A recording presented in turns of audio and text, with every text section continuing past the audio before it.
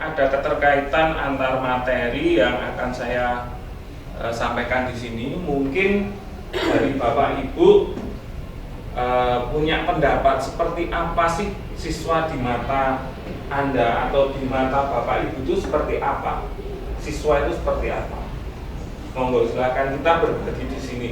Mungkin tiap orang mempunyai pandangan berbeda-beda, tidak apa-apa karena itu memang proses diskusi seperti itu. Silakan kalau mau berpendapat.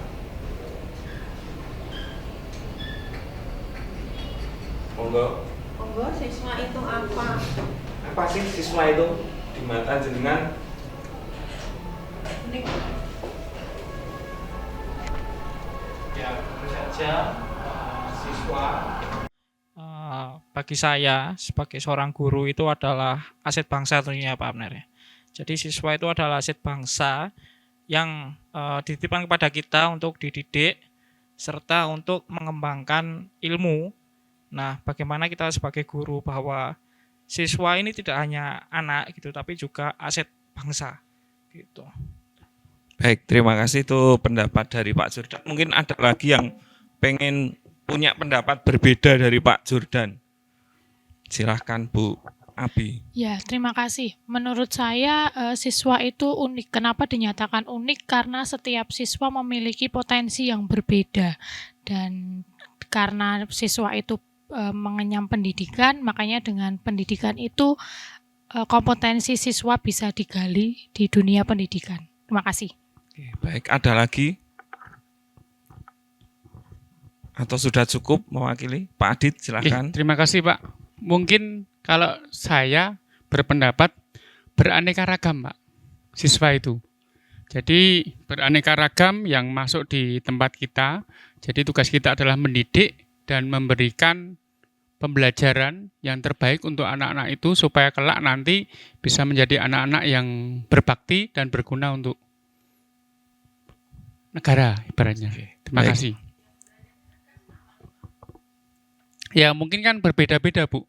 Salah satunya kan di tempat kita kan ada yang kurang mungkin di mata Bapak Ibu guru kan ada yang fisiknya nyun sewu nggih, ada yang fisiknya normal, dikasih materi ini langsung bergerak. Kemudian ada juga yang dikasih materi mungkin kurang menerima.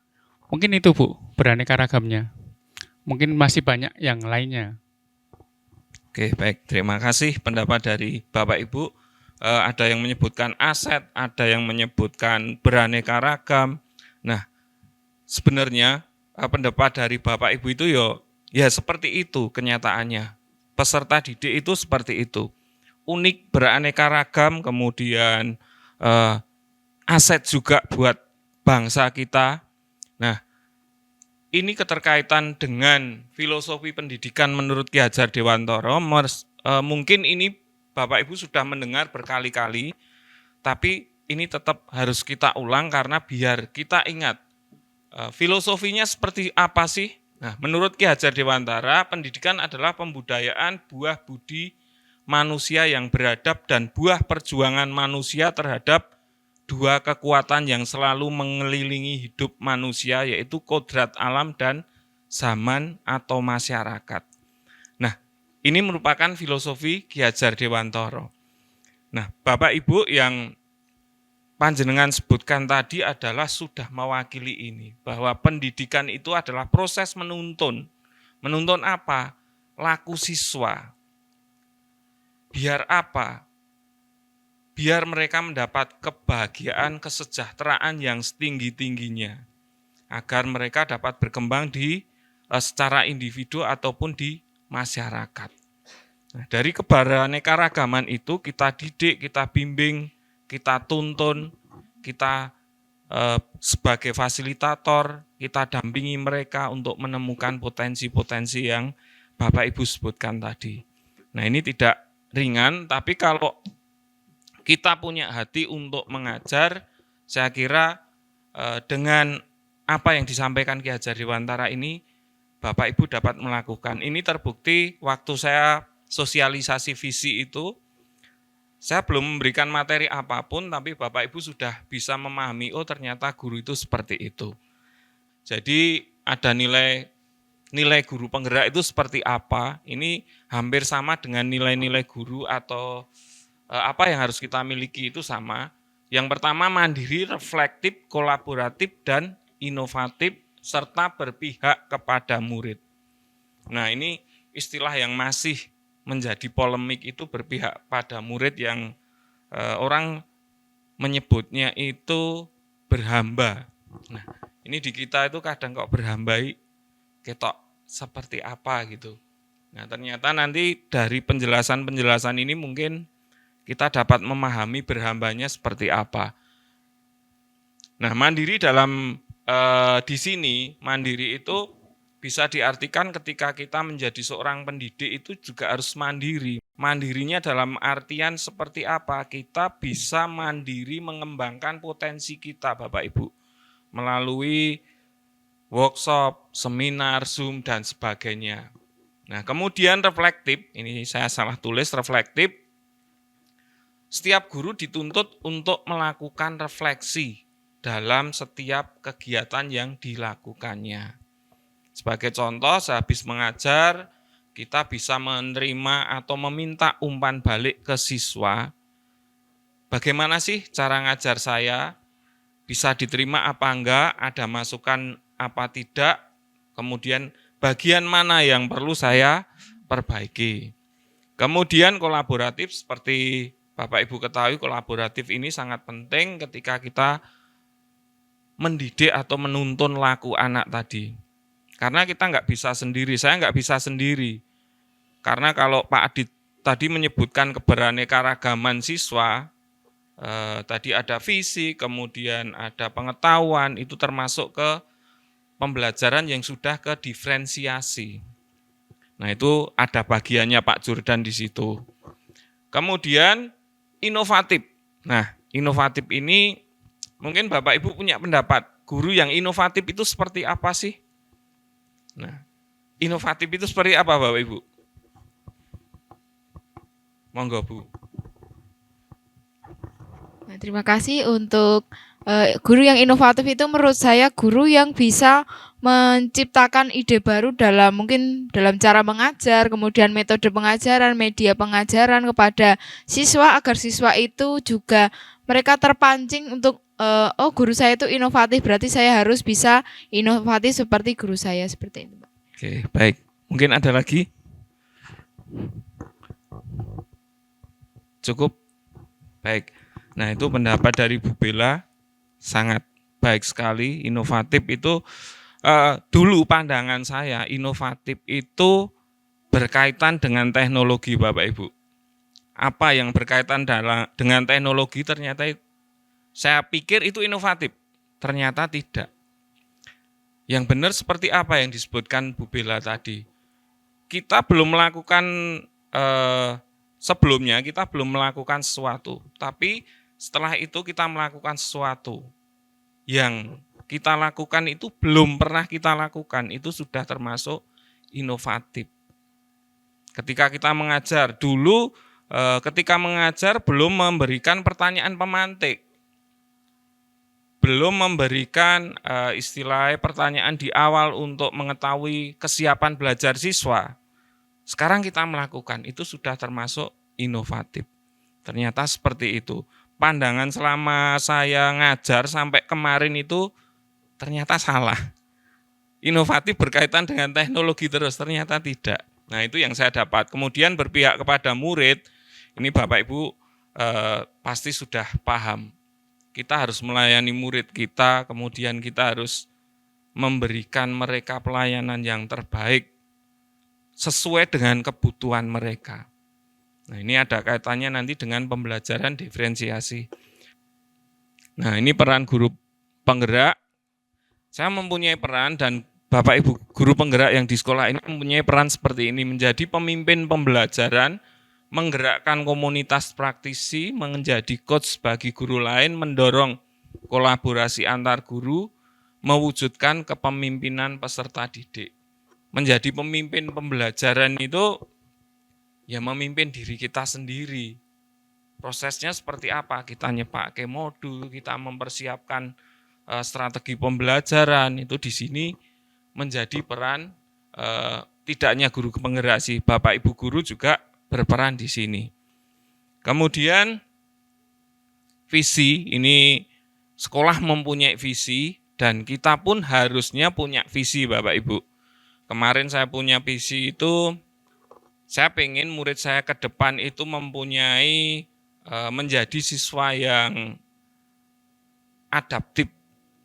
Nah, siswa yang adaptif itu seperti apa? Itu sebenarnya simpel sekali, tapi kalau saya jelaskan itu menjadi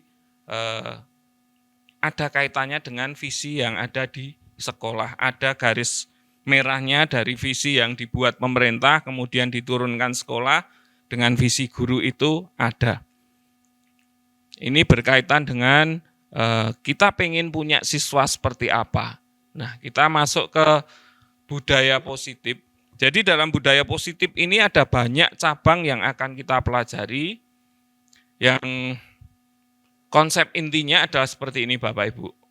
Ada perubahan paradigma dalam belajar. Kemudian disiplin positif, nilai-nilai kebajikan, kebutuhan dasar manusia, motivasi perilaku manusia. Kemudian ada posisi kontrol guru, kemudian ada keyakinan kelas, dan yang terakhir adalah segitiga restitusi. Apa itu pembelajaran paradigma baru? Mungkin punya pendapat paradigma baru, pembelajaran paradigma baru itu apa sih? Ada enggak Bapak Ibu? Oke, paradigma baru itu mungkin seperti suatu pola pikir yang baru gitu Pak dalam pembelajaran. Sehingga menimbulkan ya seperti tadi yang awal inovasi yang baru atau kreativitas yang baru gitu. Baik, nah itu salah satu jawaban dari Pak Hosea. Nah, paradigma baru itu seperti apa sih? Nah, pembelajaran paradigma baru adalah pembelajaran dengan paradigma baru merupakan pembelajaran yang dirancang berdasarkan prinsip pembelajaran berdiferensiasi sehingga peserta didik belajar sesuai dengan kebutuhan berdasarkan tahap perkembangan sesuai teori psikologi modern untuk mewujudkan profil pelajar Pancasila. Nah, sebenarnya dari pengertian ini endingnya adalah kita pengen membawa murid-murid kita itu dia akan seperti yang tertuang di profil pelajar Pancasila ini Bapak Ibu. Makanya dalam menentukan visi kemarin itu kita tidak boleh lepas dari profil pelajar Pancasila. Meskipun tidak boleh menyebutkan secara langsung siswa menjadi mandiri, itu enggak boleh. Tapi dimensinya yang kita ambil. Nah, profil pelajar Pancasila ini ada seperti yang di layar, ada beriman bertakwa kepada Tuhan Yang Maha Esa, kemudian berakhlak mulia, berkebinekaan global, bergotong royong, kreatif, bernalar kritis, mandiri.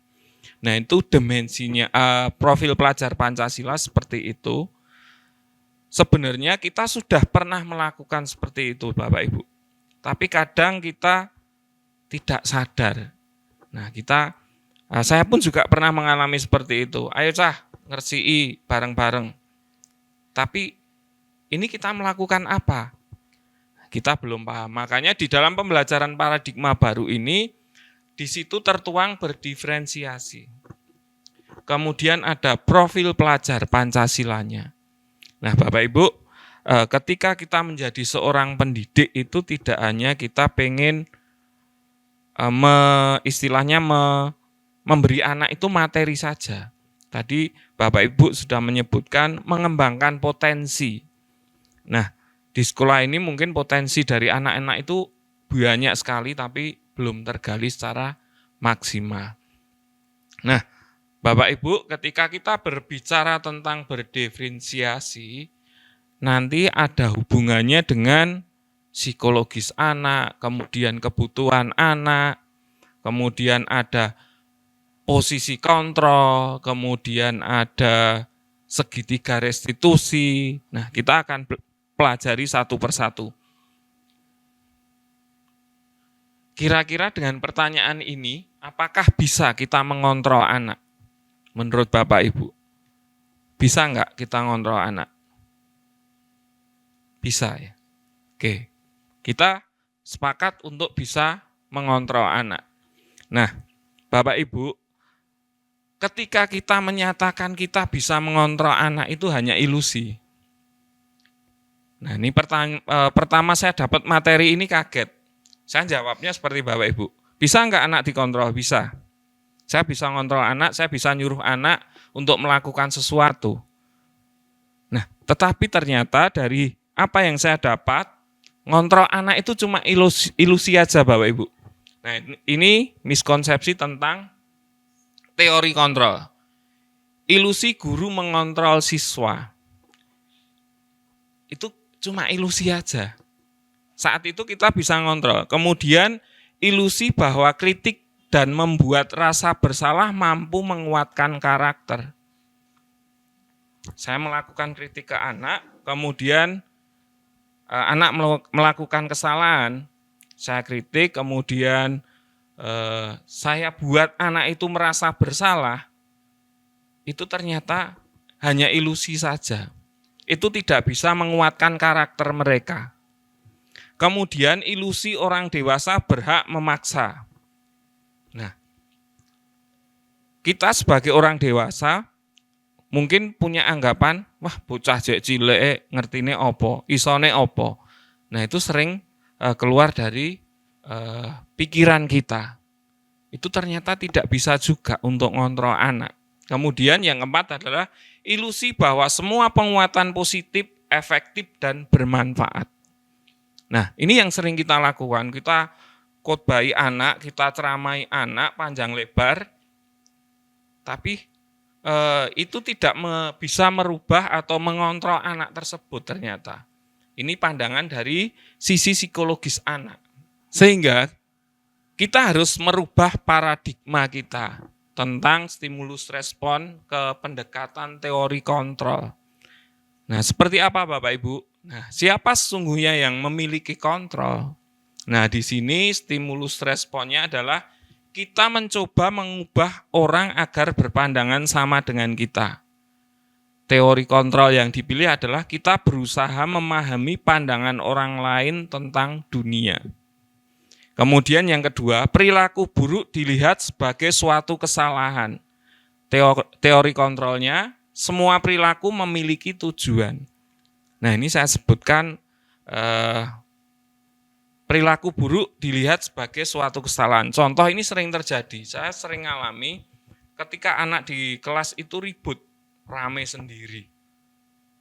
Nah, ternyata kalau kita gali, semua perilaku itu memiliki tujuan. Anak melakukan itu punya tujuan. Nah, tujuannya apa? Nah, di sini tujuan atau keinginan atau kebutuhan hidup manusia itu macam-macam. Nanti akan kita pelajari kebutuhan hidup manusia itu seperti apa, nanti kita bisa mengaitkan dengan posisi kontrol ini. Kemudian orang lain bisa mengontrol saya. Nah, di teori kontrol hanya Anda yang bisa mengontrol diri Anda. Yang bisa mengontrol adalah diri kita sendiri, bukan orang lain. Nah, ini mungkin sudah mulai ada pandangan. Jadi saya bisa mengontrol orang lain. Nah, di teori kontrolnya Anda tidak bisa mengontrol orang lain. Kemudian pemaksaan ada pada saat bujukan gagal. Teori kontrolnya adalah kolaborasi dan konsensus menciptakan pilihan baru. Ini berkolaborasi. Anak melakukan kesalahan, nanti kita kolaborasi bareng, kemudian kita tentukan pilihan apa yang akan kita lakukan, seperti itu. Kemudian model berpikir menang kalah, itu stimulus responnya seperti itu. Kemudian kalau teori kontrol, model berpikir menang atau win-win solution. Kita cari jalan yang terbaik.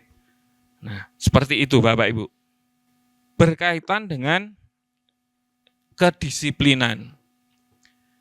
Nah, ini mungkin teori atau pengertiannya, disiplin adalah mengacu pada disiplin diri yang memiliki tanggung jawab terhadap apa yang dilakukan berdasarkan nilai-nilai yang diyakini. Nah, ini saya menggarisbawahi berdasarkan nilai-nilai yang diyakini. Kemudian disiplin positif merupakan salah satu cara penerapan disiplin yang bertujuan untuk menumbuhkan kesadaran serta memberdayakan peserta didik tanpa imbalan, penghargaan, ancaman, atau hukuman. Nah, Bapak Ibu, mungkin Bapak Ibu sering melakukan ini. Menumbuhkan kesadaran setelah memberdayakan peserta didik tanpa imbalan, penghargaan, ancaman, atau hukuman. Nah, tapi kadang dari kita sering, ayo dikerjakan, nanti kalau yang sudah selesai atau selesainya paling cepat, nanti saya kasih pulpen. Pernah melakukan seperti itu enggak Bapak Ibu? Pernah? Enggak? Lebih dari pulpen Bu mesti? Oh nilai, ya. Setiap orang mesti, kadang kita untuk memancing anak itu ada stimulus yang kita berikan. Mungkin itu hadiah, pujian itu juga termasuk hadiah juga. Tapi nanti kita akan pelajari itu bisa merubah anak tidak sih?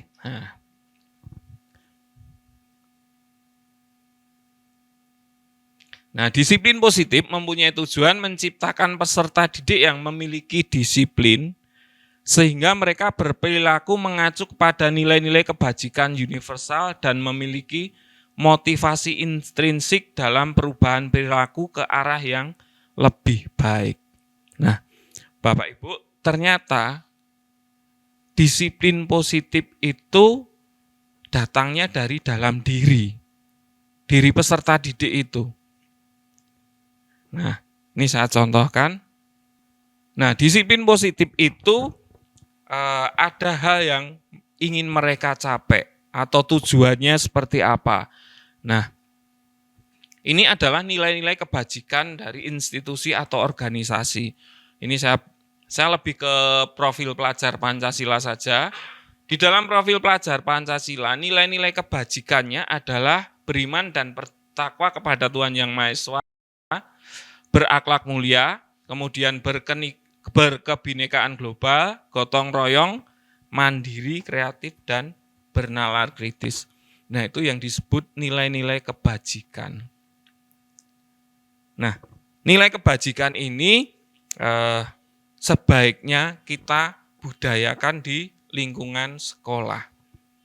Nanti siapa yang melakukan, kemudian upaya seperti apa yang dilakukan, itu nanti ada pembahasan tersendiri. Tapi yang terpenting adalah kita mengetahui nilai kebajikan seperti apa yang akan kita lakukan di sekolah.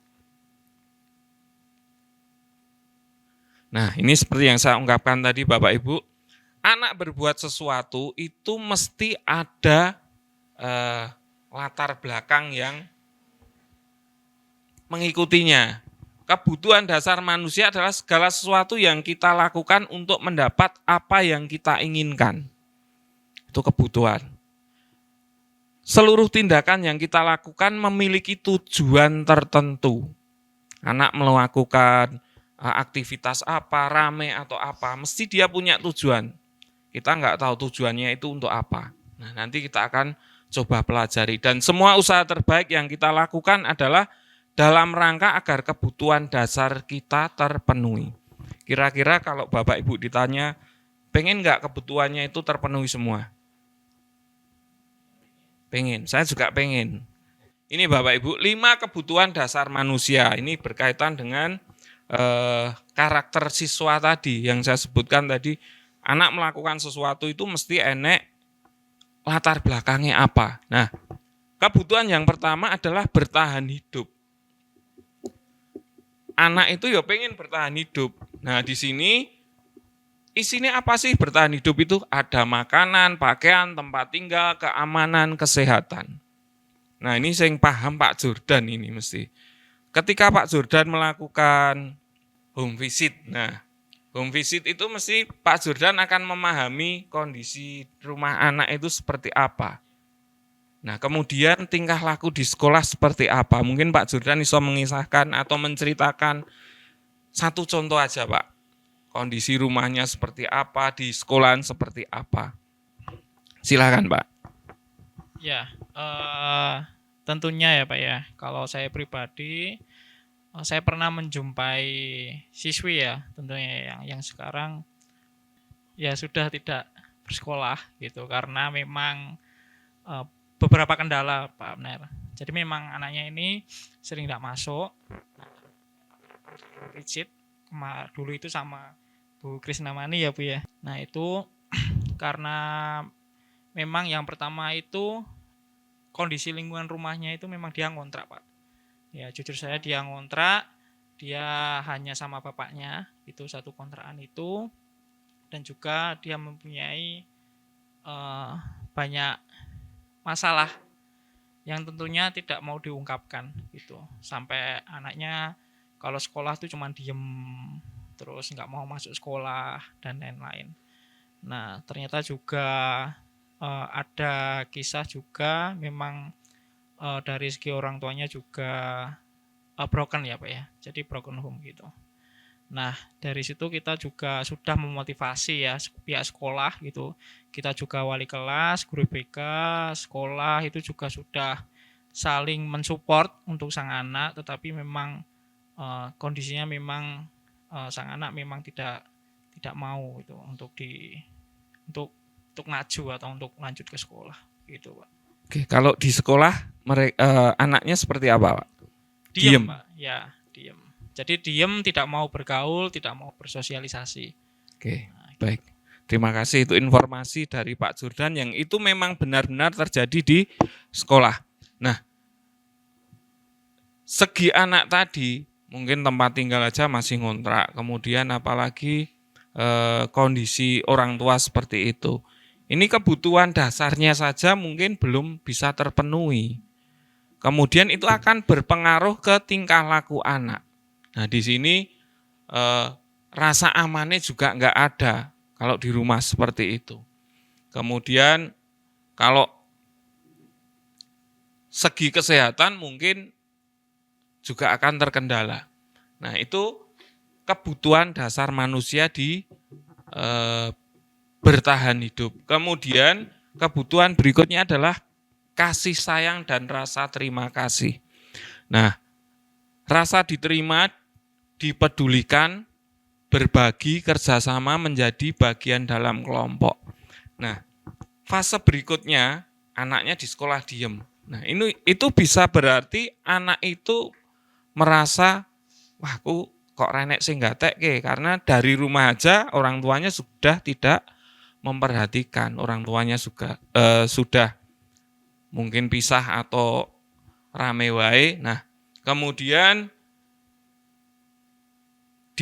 rasa diterimanya mungkin juga akan dia rasa mindernya itu ada.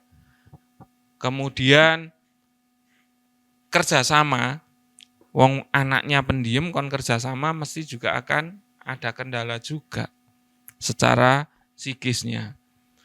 Kemudian kebutuhan yang ketiga adalah penguasaan, Bapak Ibu. Penguasaan adalah harga diri, keinginan untuk dianggap, memimpin, berprestasi, diakui, dan didengar. Nah, ini kebutuhan yang ketiga. Ini sebenarnya kadang kita juga pernah melakukan seperti ini, tapi kadang juga kita melalaikan hal ini. Oh, anak melakukan seperti itu, anak terlalu aktif di kelas, itu karena apa sih? Karena mungkin dia pengen menguasai teman-temannya, menjadi seorang pemimpin di situ. Makanya dia rame, berusaha menonjol sendiri. Nah, ternyata ada kaitannya seperti itu, Bapak Ibu. Kemudian kebebasan.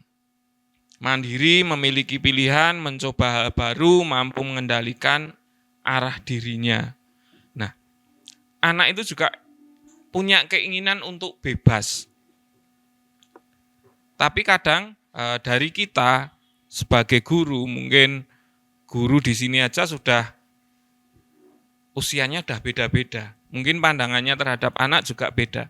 Tetapi dengan kita mempelajari hal ini, nanti kita akan menjadi punya pandangan yang sama. Wah, kayak guru tua paling ya ora iso. Nah, anggapan itu akan hilang. Wah, Pak Hosea lagi wingi paling ya ora iso mulang. Nah, mungkin pernyataan itu ya muncul di benak kita. Tapi dengan kita berdiskusi di sini nanti saya harapkan kita bisa satu pikiran. Istilahnya bahasa anak sekarang ya sak frekuensi lah, sak tongkrongan bareng seperti itu. Nah, anak juga pengen mencoba hal-hal baru, tapi kadang kita bocah iki ngopo to petakilan. Nah, bocah iki ngopo sih meja ditumpuk-tumpuk. Nah, kadang kita punya pemikiran seperti itu. Nah, anak ternyata punya kebutuhannya sendiri, kebebasan. Tapi dalam artian kebebasan tetap nanti ada kontrolnya. Yang kontrol siapa? Ya kita. Nanti kita akan kontrol. Kemudian kesenangan. Nah, di sini ada bermain, humor, antusiasme, tertawa. Nah, di kelas apakah kita sudah melakukan seperti itu? Mungkin bermain. Bermain itu bermain yang seperti apa? Kita bisa menggunakan misal kayak ice breaking dan sebagainya.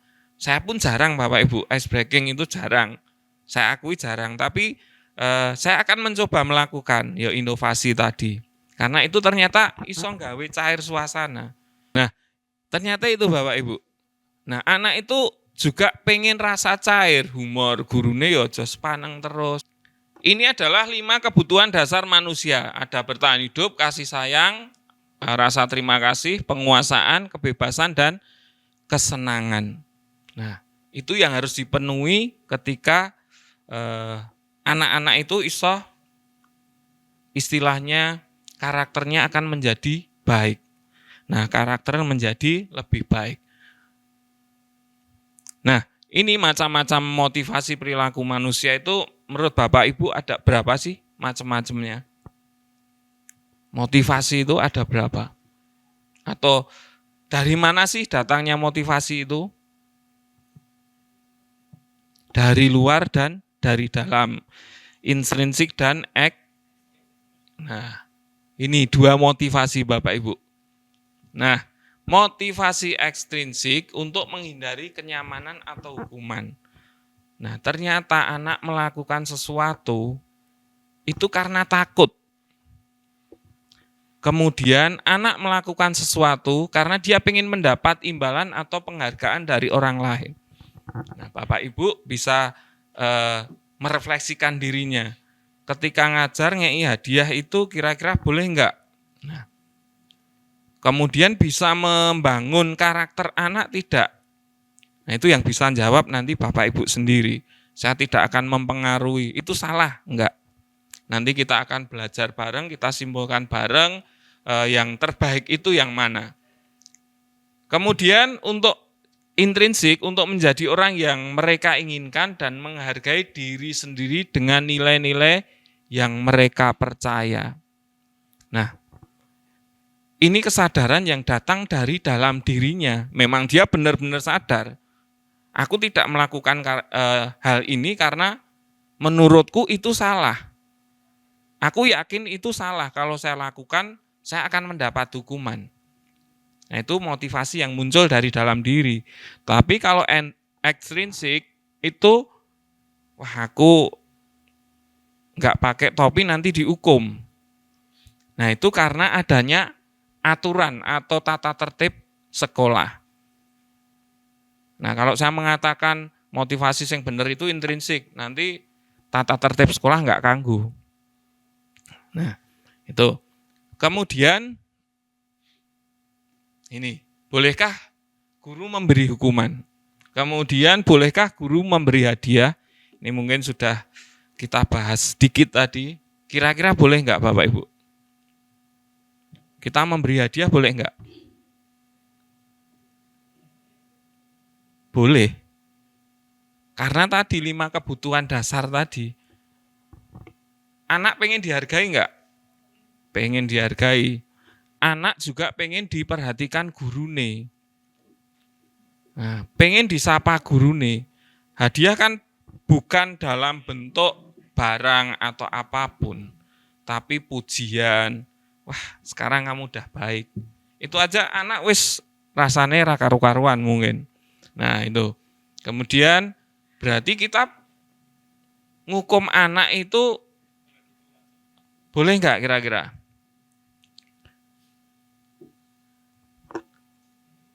Anak melakukan kesalahan kita hukum, kira-kira boleh nggak Bapak Ibu? Boleh. Boleh. Jawabannya boleh, tapinya nanti aja, nanti tidak lompat. Nah, ada urutan-urutan atau fase-fase di mana kita harus membersamai anak, kita membimbing anak. Agar nanti ketika kita memberi hukuman ke anak itu, anak merasa aku tidak dihukum. Tapi ini memang tanggung jawab yang harus aku selesaikan, seperti itu. Nah, ini memberi hadiah tadi juga boleh. Nah, ini Bapak Ibu, hukuman kemudian ada konsekuensi, ada restitusi. Hukuman tidak terencana tiba-tiba atau tiba-tiba. Murid tidak tahu apa yang akan terjadi atau tidak dilibatkan.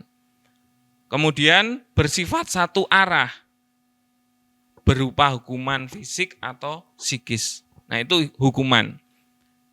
Nah, kira-kira contoh hukuman itu apa Bapak Ibu? Kita sering menghukum anak itu, ayo lari 10 kali di lapangan. Sering. Kamu dapat hukuman. Push up. Nah, ini hukuman fisik. Nah, ini terjadi di sekolah kita. Boleh nggak sih hukum seperti itu? Kalau kamu Mas di sini. Push up-nya. Oh, pelajaran Busri. Aduh, Busri harusnya di sini nih. Yang kamu rasakan apa? Nggak ada kecewa nih Pak. Nggak ada kecewa nih? Pasti ada kecewa. Oh, ada kecewanya. Ada penyesalan yang kamu lakukan itu ya. Tapi dengan hukumannya nggak mau ulang lagi. Kemudian murid tidak tahu apa yang akan terjadi, tidak dilibatkan. Nah, mungkin guru yang tadi itu berpedoman pada tata tertib sekolah. Kamu melakukan kesalahan apa waktu itu? Terlambat. Nah, itu di peraturan sekolah ya tidak boleh terlambat. Nah, ternyata itu dilanggar, kemudian sekolah sendiri kadang dalam membuat aturan itu tidak melibatkan siswa. Nah, seharusnya, wah ini kok maksa banget seharusnya. Enggak, nanti kita akan lebih lanjut belajar, nanti kita bisa memperbaiki apa yang belum baik. Nah, ternyata kita belum melibatkan dari sisi siswa Bapak Ibu. Bahkan sampai meluas itu orang tua. Karena andil keterlambatan orang siswa itu juga kadang dari orang tua. Anak harus diantar orang tua, wong tuane ora cekat-ceket, nah itu tadi telat. Kemudian bersifat satu arah. Ya udah arahnya satu, dia nggak akan bisa ngapa-ngapain, nggak akan bisa nuntut apa-apa ke kita. Kemudian berupa hukuman fisik. Nah, kamu tadi fisik. Psikis itu ya kalau psikis berarti perkataan, unek-unek ke. Nah, itu termasuk psikis. Kemudian yang kedua adalah konsekuensi. Nah, ini terencana, disepakati sesuai dengan peraturan. Kemudian murid tetap dibuat tidak nyaman. Nah, tetap aja murid nggak nyaman. Meskipun itu sebuah kesalahan, dia harus menanggung konsekuensi, tapi anak melakukan itu dia tidak nyaman. Kemudian sikap guru selalu memonitor murid. Nah, pantalangi terus. Monitor. Kemudian diikuti, dicek terus. Nah, kadang seperti itu. Tapi maksud kita itu sebenarnya baik Bapak Ibu. Sebenarnya itu baik. Kita mendampingi anak itu ya tenanan. Yang namanya kita dititipi anak wong itu kita harus jaga benar-benar. Nah, kalau anak yang kritis sebenarnya mungkin itu bisa menerima kondisi itu, tapi kita kembali lagi ke 5 kebutuhan dasar manusia tadi. Kalau itu belum terpenuhi, mungkin anak juga akan tidak bisa menerima dengan baik. Kemudian yang ketiga adalah restitusi. Nah, ini proses menciptakan kondisi bagi murid untuk memperbaiki kesalahan. Kemudian proses kolaboratif yang mengajarkan murid untuk mencari solusi sendiri.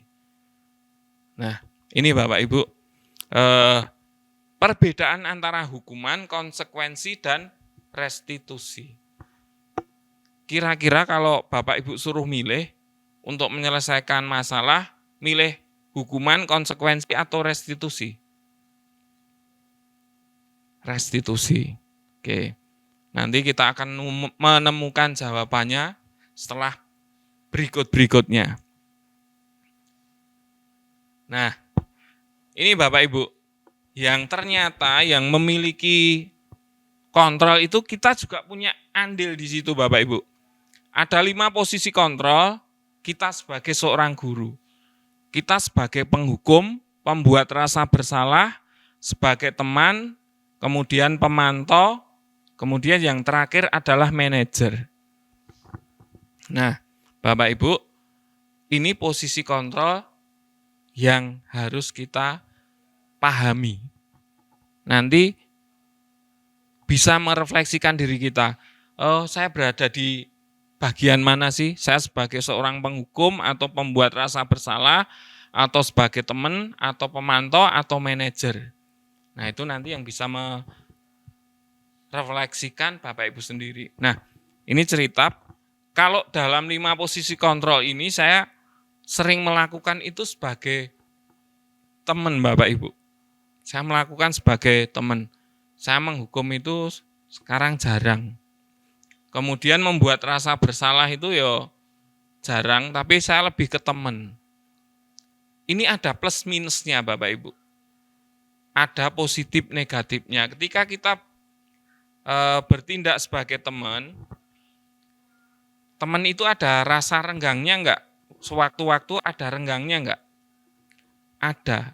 Nah, kalau kita sebagai teman nanti kita juga akan seperti itu. Kalau murid kecewa ke kita, murid nggak akan percaya lagi ke kita.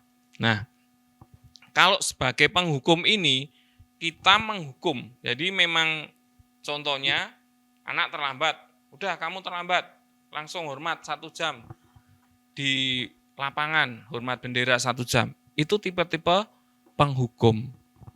Kemudian membuat rasa bersalah. Kita sebagai guru akan menunjukkan bahwa ini loh, kamu melakukan pelanggaran ini. Kamu harus dihukum seperti ini. Dikandani bola bali ngeyel. Nah, itu mengakibatkan anak itu merasa bersalah. Kemudian kalau sebagai teman, contohnya mbok garapane digarap, kowe ora mesake aku toh. Nah, bahasa-bahasa yang sering muncul seperti itu. Tolong dikerjakan, kalau ini enggak mbok kerjake nanti saya dimarahi Bu Kepala loh. Nah, itu contoh-contohnya seperti itu sebagai teman. Jadi ada komunikasi dengan bahasa yang mungkin lebih tidak menyakitkan hati dibanding dari penghukum dan pembuat rasa bersalah. Itu sebagai teman. Kalau pemantau, dia akan, ini loh kesalahanmu. Guru akan mengingatkan terus, kamu telah melanggar tata tertib ini. Kamu seharusnya tidak seperti itu. Nah, kemudian kalau sebagai manajer, nah ini posisi yang paling tinggi Bapak Ibu. Manajer itu. Kita pengen anak itu, ya udah dia bersalah, memang bersalah. Tapi piye carane anak itu akan bisa menemukan solusinya sendiri, dia menyadari kesalahannya, kemudian dia menemukan solusinya dengan bimbingan kita. Itu 5 posisi kontrol. Nah, ini contoh-contohnya. Nah, Bapak Ibu berada di mana?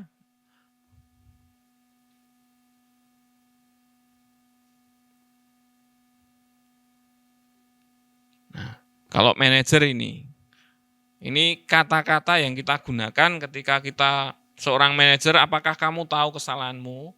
Kira-kira bagaimana? kamu memperbaiki kesalahanmu.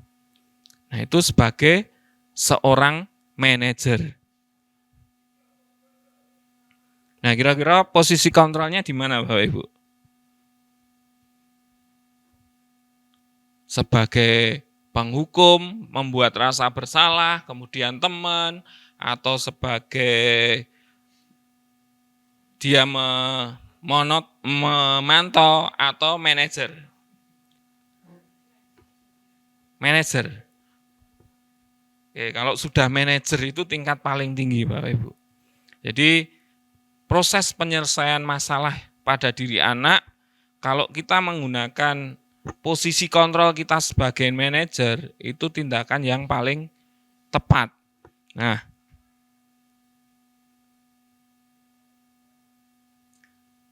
ini keyakinan kelas. Ini ada keterkaitannya dengan posisi kontrol tadi, Bapak Ibu. Keyakinan kelas, mengapa keyakinan kelas bukan peraturan kelas? Nah, keyakinan kelas itu ya kesepakatan, Bapak Ibu, kesepakatan yang kita buat. Kemudian kalau peraturan kelas itu yang membuat siapa kira-kira? Satu orang. Nah, kira-kira kalau Bapak Ibu ingin mengimplementasikan, kira-kira pilih menggunakan keyakinan kelas atau peraturan kelas? Keyakinan kelas. Baik, keyakinan kelas itu memang sekarang baru digalakkan seperti itu. Jadi kita membuat kesepakatan bersama, dijalankan bersama, diawasi bersama, kemudian direfleksi bersama. Itu keyakinan kelas. Kalau peraturan kelas, ya udah yang buat satu. Kamu harus seperti ini, tidak boleh ini, tidak boleh ini. Nah, kata-kata dalam peraturan kelas akan lebih banyak kata-kata yang bermakna negatif, bukan positif. Nah, contoh tidak boleh berjalan atau tidak boleh duduk di atas meja. Itu bisa kita buat menjadi kalimat yang positif. Contohnya apa kalau dibikin positif, Bapak Ibu? Tidak boleh duduk di atas meja. Kita harus menghilangkan kata tidaknya. Duduk di tempatnya, di meja tadi ya, Bu. Di kursi. Nah, itu harus jelas. Jadi harus jelas. Indikatornya apa? Atau yang dituju apa? Anak akan duduk di kursi, enggak boleh duduk di meja. Nah, tidak boleh berlari-lari di lorong. Nah, misalnya seperti itu. Itu bisa kita ubah menjadi kalimat-kalimat yang positif. Nah, kira-kira kalau kita melihat anak yang tidak tertib dan tindakan apa yang Bapak Ibu lakukan kira-kira? Menegur. Apalagi selain menegur, Bapak Ibu? Mengidentifikasi masalah. Wah, ini keren loh, Bu.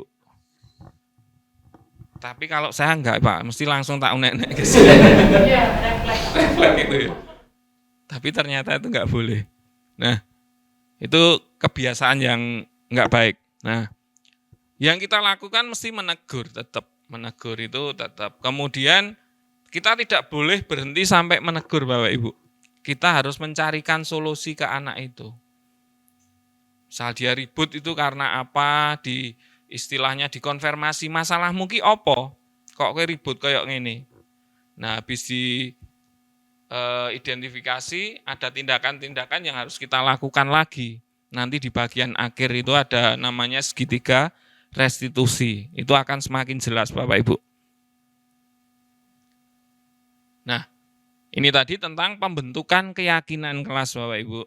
Jadi bersifat abstrak berupa pernyataan universal dibuat dengan pernyataan positif. Ternyata dengan bahasa-bahasa positif atau kalimat positif itu bisa membangun karakter anak juga. Anak menjadi tidak merasa dipaksa. Kowe ojo ngene, ojo ngene. Nah, ternyata itu bisa mempengaruhi. Sesuai dengan kondisi kelas dan sekolah sehingga mudah diterapkan. Kemudian semua warga sekolah dan kelas dilibatkan saat membuat keyakinan kelas. Nah, ini semua warga dilibatkan. Ini kalau semua warga sekolah itu berarti keyakinan sekolah. Kalau warga kelas ya di kelas itu yang membuat. Nah, kemarin saya mencoba untuk membuat keyakinan kelas, tapi ya masih ada yang ngeyel. Nah, itu ya Nick. Ini kebetulan yang saya bawa itu anak-anak yang unik, seperti yang dikatakan Bunda Ari tadi. Tapi dia punya potensi. Nah, potensinya itu saja yang digali, bukan yang unik-unik yang negatif tadi. Nah, itu contoh dalam pembuatan keyakinan kelas. Nah,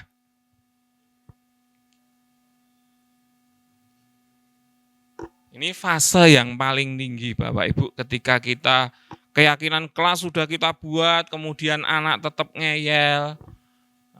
Apa sih yang harus kita lakukan? Nah, yang harus kita lakukan adalah menggunakan segitiga restitusi ini Bapak Ibu. Nah, kemarin tuh saya nyoba prakteknya ke Morin. Ya, kemarin tuh Morin melakukan, itu memang anaknya teriaknya paling kenceng, padahal anaknya cuma segini itu. Nah, itu saya terapkan di situ, ternyata ya bagus juga. Jadi ternyata anak nggak merasa kalau itu sebenarnya kita hukum, padahal ya aslinya kita hukum juga. Nah, suatu proses dialog yang dijalankan oleh guru agar dapat menghasilkan murid yang mandiri dan bertanggung jawab. Nah, ini prosesnya seperti apa Bapak Ibu? Nah, prosesnya adalah yang pertama kita menstabilkan identitas. Seperti Pak Jordan tadi diobservasi sih. Ya bagus sih, itu butuh waktu juga. Nah, kemudian kita validasi tindakan yang salah. Anak melakukan apa sih? Mereka biar tahu sendiri kesalahannya di mana. Kenapa dia melakukan kesalahan seperti itu? Dia suruh cerita aja. Dengan dia bercerita, kita bisa memperoleh banyak informasi dari anak itu. Kemudian yang ketiga adalah menanyakan keyakinan. Nah, ini lebih ke perbaikannya. Kamu sudah mengetahui kesalahanmu, kira-kira apa yang akan kamu lakukan? Dengan kesalahanmu itu kamu mau ngapain? Kemudian tindakan apa yang kamu lakukan, kemudian perbaikannya seperti apa?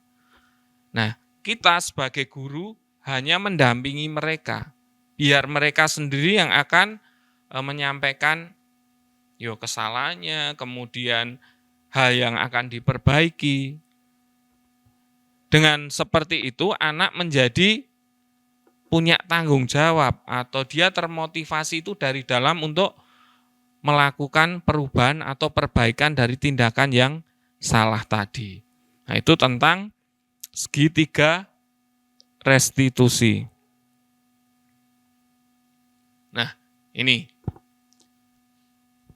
Berdasarkan prinsip membuat kesan adalah bagian dari proses pembelajaran. Nah, dalam segitiga restitusi, ini contoh-contoh, saya contohkan beberapa kata-kata yang kita pakai untuk menggali anak itu biasanya seperti ini, berbuat salah itu wajar. Jadi itu kita tidak langsung menjatuhkan anak. Kemudian tidak ada manusia yang sempurna. Itu sebenarnya kata-kata yang kalau dirasake juga nggak enak. Tapi kalau ini di sini untuk anak mungkin lebih nyaman daripada kita langsung kowe lho melakukan ini. Nah, di sini dengan pertanyaan ini anak akan bercerita sendiri tentang kesalahannya. Kemudian ada Bapak tidak mau mencari siapa yang salah, tetapi ingin mencari solusi dari permasalahan ini. Nah, ini kata-kata yang mungkin membuat anak itu menjadi nyaman. Anak akan mau bercerita, berkeluh kesah ke kita, kemudian kita akan membantu menemukan solusi. Nah, kemudian ada kamu berhak merasa begitu. Atau untuk menstabilkan itu juga bisa menyamakan dengan diri kita. Misalnya, saya dulu juga seperti kamu. juga pernah berbuat kesalahan seperti yang kamu lakukan. Nah, itu untuk istilahnya menstabilkan identitas. Poin kedua, setelah menstabilkan identitas, kemudian kita menggali kesalahannya di mana sih? Nah, ini contohnya kamu pasti punya alasan mengapa kamu melakukan hal itu. Nah, ini berkaitan dengan 5 kebutuhan dasar manusia tadi. Anak itu melakukan itu karena apa? Contoh, anak itu mengambil makanan bekal dari temannya. Kira-kira kalau Bapak Ibu analisa itu untuk memenuhi kebutuhan apa? Kebutuhan dasar apa? Untuk misalnya Pak Adit itu bawa bekal, kemudian rotinya itu diambil Pak Hosea. Kira-kira Pak Hosea itu ingin memenuhi kebutuhan apa? Bertahan hidup bisa, kemudian dia pengen diperhatikan juga bisa, karena di rumah nggak ada yang mengasih sayang ya Pak. Belum. Nah, itu juga bisa seperti itu. Jadi digali lewat tahap yang kedua ini. Kemudian tahap yang ketiga adalah menanyakan keyakinan.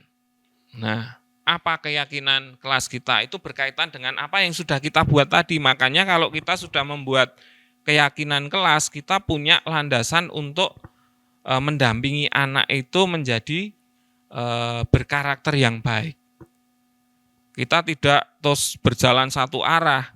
Loh, ini kesepakatan sudah kita sepakati, kita bikin bareng loh.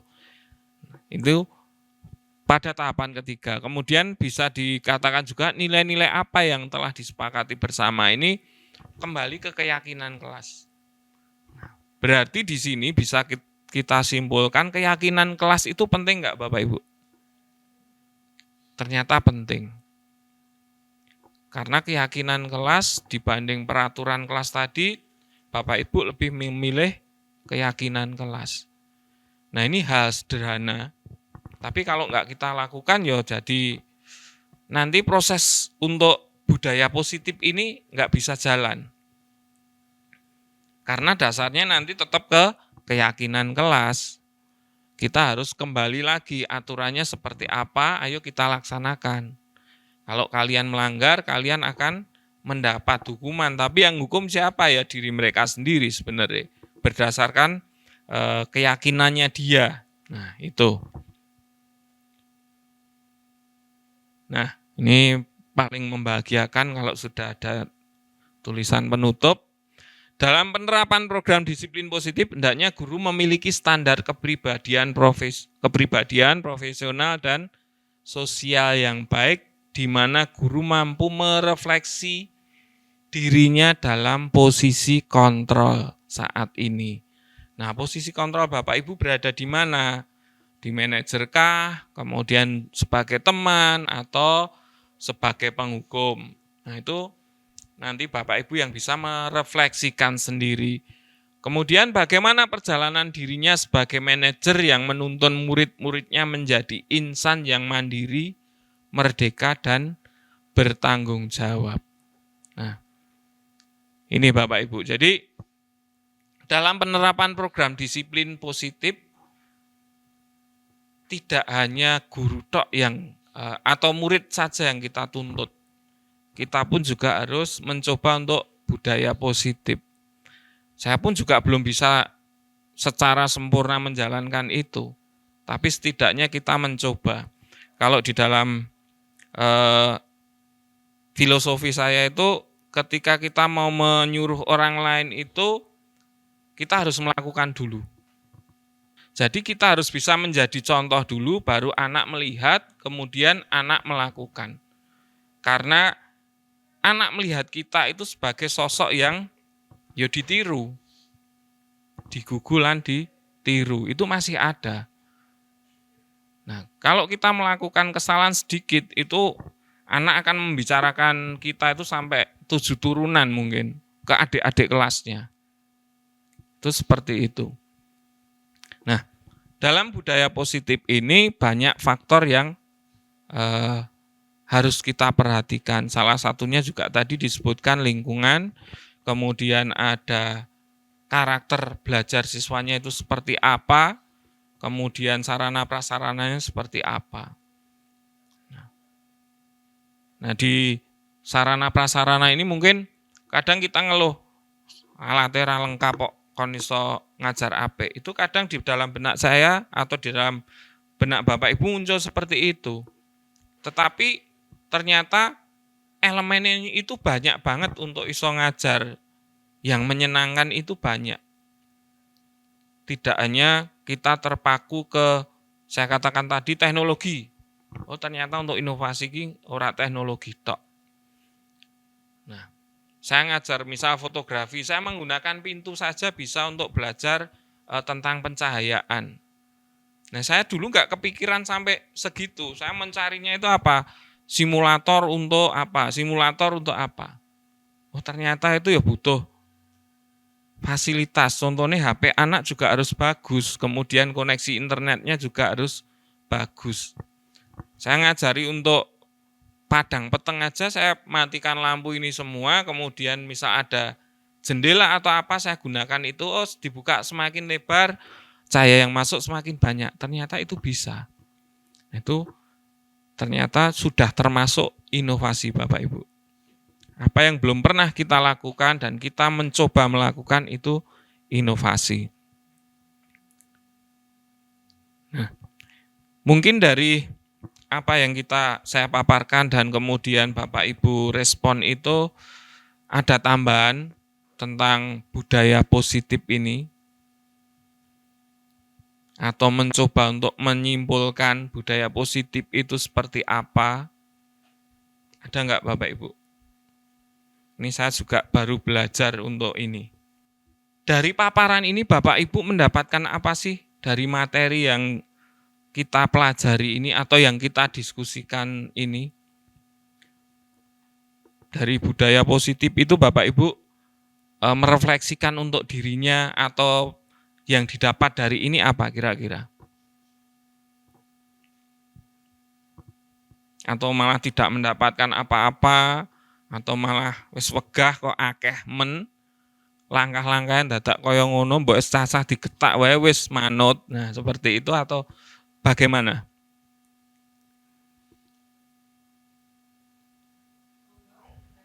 Nah, silakan diungkapkan saja kira-kira seperti apa sih yang didapat, seperti apa? Oke.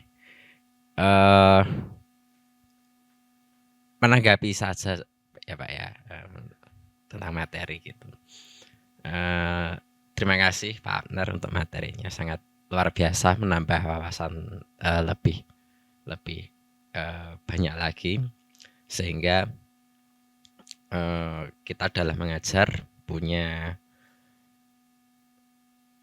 pedoman baru yang perlu diterapkan dalam aspek-aspek untuk mengajar ini. Sangat bagus dalam kegiatan mengajar bentuk apapun.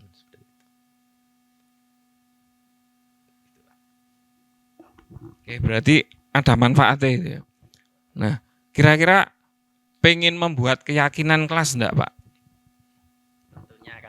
Tentunya akan belajar dulu Pak.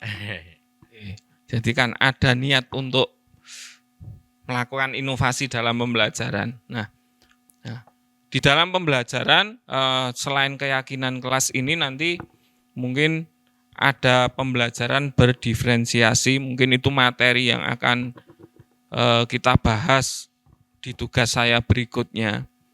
Ini saya minta tolong ke Bapak Ibu, tapi ini memang materi ini bermanfaat sekali untuk pembelajaran kita Bapak Ibu. Saya rasa-rasake itu ternyata kalau ini kita lakukan itu enak. Rada enteng. Apalagi yang saya ngajar itu lebih dari 6 jam. Cuma 10 jam dalam sehari itu enteng. Cuma 10 jam sehari. Jadi full dari pagi sampai sore. Nah, makanya kita harus berinovasi. Piye carane agar anak itu bisa menemukan solusinya sendiri. Seperti yang ada di Alur Merdeka. Kalau kita terapkan itu ternyata enak. Wes ayo cah kowe golek dhewe. mulai diri kita kasih pertanyaan pemantik, kemudian dieksplorasi anak. Kita nggak bebaskan, ayo cari materi ini. Kita berusaha, yuk linknya ini atau materinya ini kita pelajari, kemudian masuk ke ruang kolaborasi, R-nya itu anak diminta diskusi. Nah itu kita enteng sebenarnya. Tapi tetap tujuan pembelajaran kita tercapai sampai ke aksi nyatanya.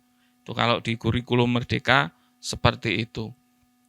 Baik Bapak Ibu, mungkin ada yang mau berpendapat lagi sebelum kita akhiri.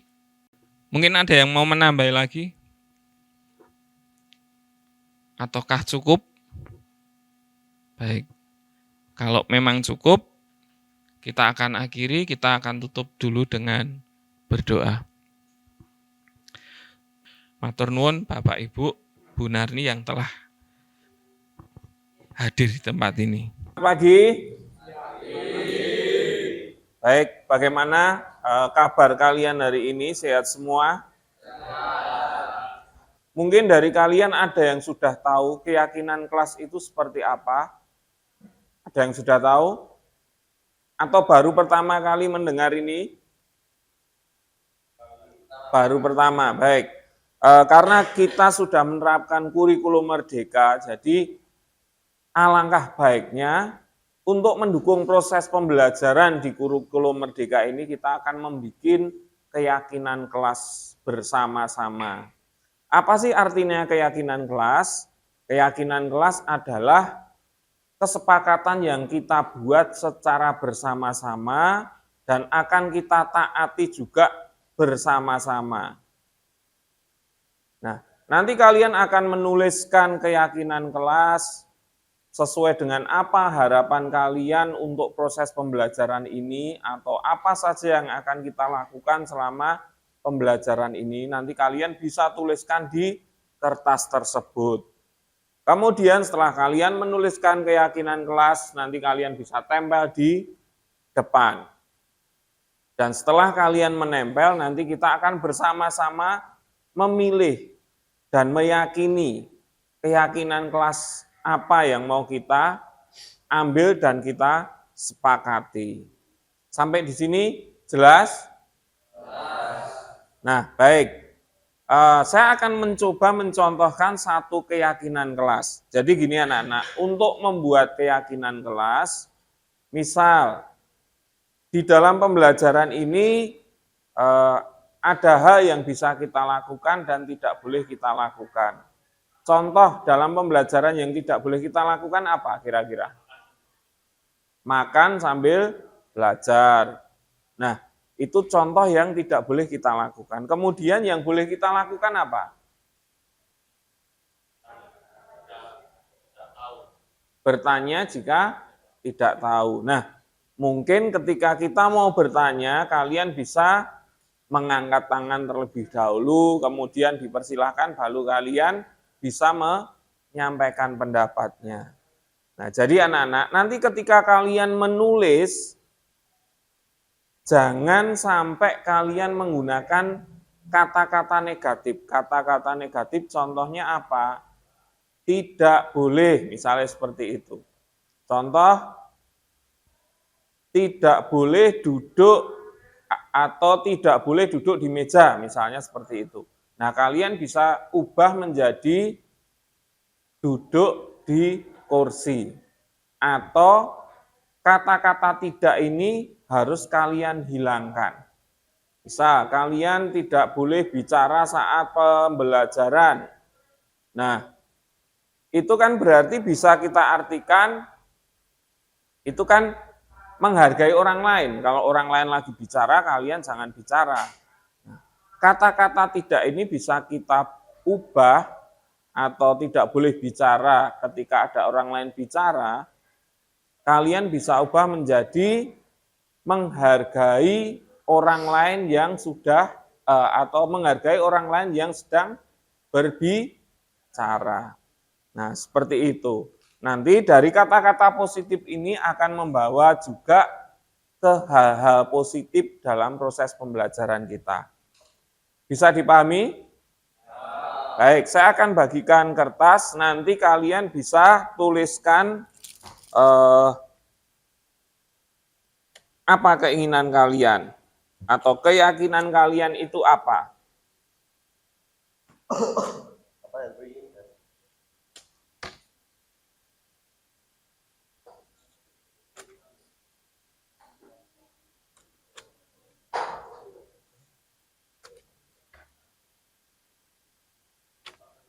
Kamu udah? Yuk.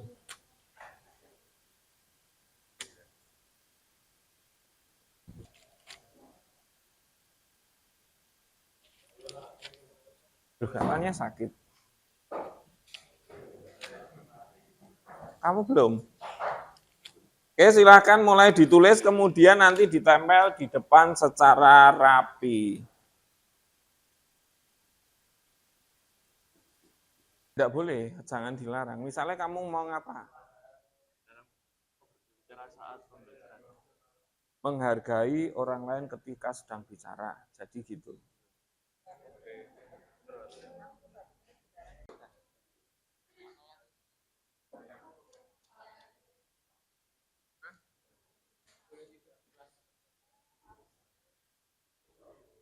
Ambil aja.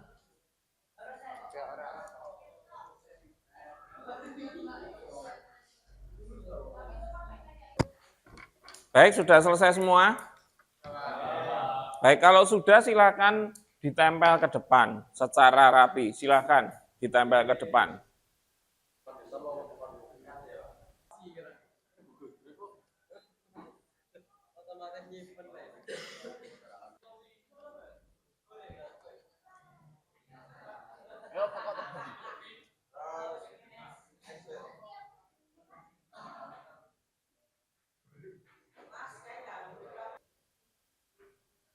Baik, terima kasih. Kalian sudah menuliskan apa yang akan kita bikin untuk keyakinan kelas di pagi hari ini. Saya akan mencoba membacakan, nanti yang sama kita gabung menjadi satu. Nah, ini ada menghargai guru saat menjelaskan, menghormati guru di kelas, saling support satu sama lain. Nah, ini banyak sekali. Mungkin ini bisa kita untuk menghargai guru saat mengajar, menghormati guru di kelas, ini bisa kita bikin jadi satu, yaitu apa? Menghormati guru. Nah, aktif selama atau mengikuti pembelajaran itu bisa diartikan ada tugas ya dikerjakan, kemudian kalian bisa berpendapat di situ, itu aktif. Kemudian juga ada disiplin.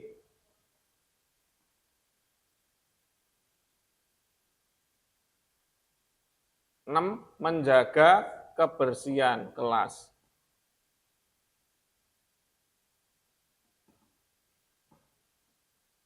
Oke. Mungkin ini yang bisa disimpulkan, mungkin ada yang mau nambahi lagi.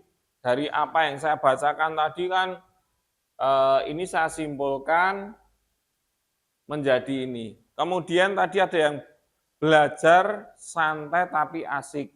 Nah, untuk menciptakan pembelajaran seperti itu, kita perlu keyakinan kelas ini. Ini yang kita sepakati seperti apa, kalau kita lakukan nanti proses pembelajaran yang santai itu akan muncul. Karena kadang kan kita bisa berselisih paham ketika kita nggak ada kesepakatan seperti ini. Kalau kita jalankan kesepakatan ini, proses pembelajaran itu akan menjadi lebih menyenangkan karena ada aturan-aturan yang harus kita lakukan dengan kesadaran kita sendiri, tanpa ada paksaan dari orang lain. Bisa disepakati untuk 6 keyakinan kelas ini? Oke. Sepakat semua ya? Baik. Untuk ke depan kita akan menggunakan kesepakatan kelas ini untuk acuan kita dalam melakukan budaya positif di kelas ini. Jadi kalian bisa ingat-ingat atau bahkan ditulis, nanti kita tulis, kemudian kalian bisa melihatnya setiap hari. Hal-hal positif apa yang akan kita lakukan dalam proses pembelajaran ini. Baik, untuk keyakinan kelas, kita sepakati sampai di sini, kita akan melanjutkan aktivitas berikutnya. Oke, selamat pagi.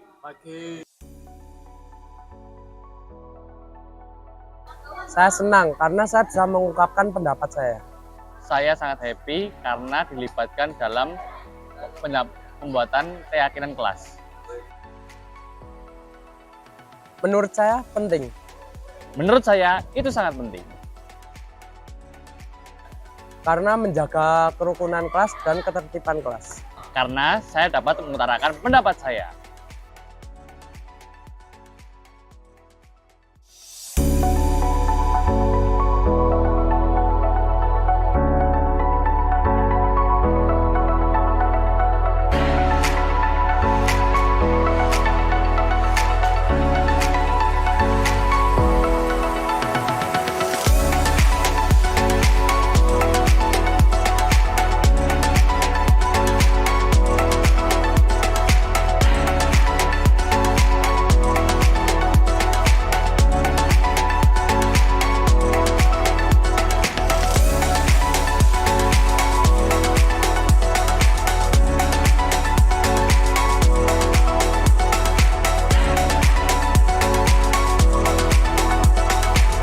Jadi saya selama sekolah di sini saya bisa berkreasi lebih bebas dan lebih berkembang. Dan di sini saya bisa belajar dengan gaya. Saya senang bersekolah di SMK Kristen 1 Surakarta karena guru pendamping saya menyampaikan pelajaran yang mudah dimengerti dan juga penyampaian yang begitu santai dan nyaman. Terima kasih. Saya merasa senang bersekolah di SMK Kristen 1 Surakarta. Di sini saya tidak hanya melakukan pembelajaran materi saja, tetapi saya dapat mengembangkan potensi saya. Dulunya saya tidak percaya diri, tetapi saat saya ikuti pembelajaran, saya merasa percaya diri. Senang rasanya saya bersekolah di SMK Kristen 1 Surakarta dengan guru yang kompeten dan diajarkan tanpa tekanan.